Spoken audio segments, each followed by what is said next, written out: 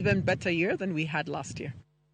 Kumachelo team mar Amani cyclists moting'o jotugo Jordan Shelk, Seth Hakizimana gi Eric Muhosa nobedo joloch e tuke mag riembo ndigni mag Loop Gravel Cycling Safari Series kidieny mar kilomita 120 manobagi e boma Matatu City.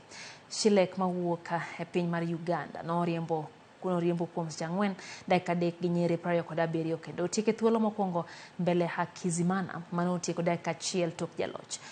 Muhisa notieko thuolo mar 3 bang' riembo kuom seche 4 dakika 4 gi nyiri 30. E kidieny mar kilomita 60 team mar Bicycle Adventures notieko thuolo mokwongo e kidieny manoyo jotugo 153. Tukegi manobagi gi riwruok mar Amani Project kanyakla gi Loop Digital Ghetto ne gero tuke mag riembo ndigni ka joloch noyudo mich opogore. Tielo mabiro ibiro bagi Iten Bipingo kapok Jonaivasha bende oyudo thuolo mar bago tukegi.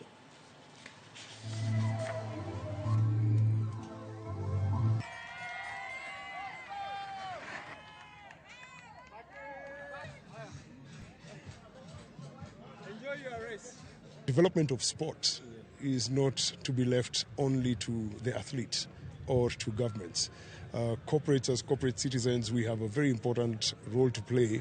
We need more corporates to come and support this sport. It's not a cheap sport. I mean, you hear some of the cyclists we have talk about the carbon bikes and how much they cost. It's not cheap.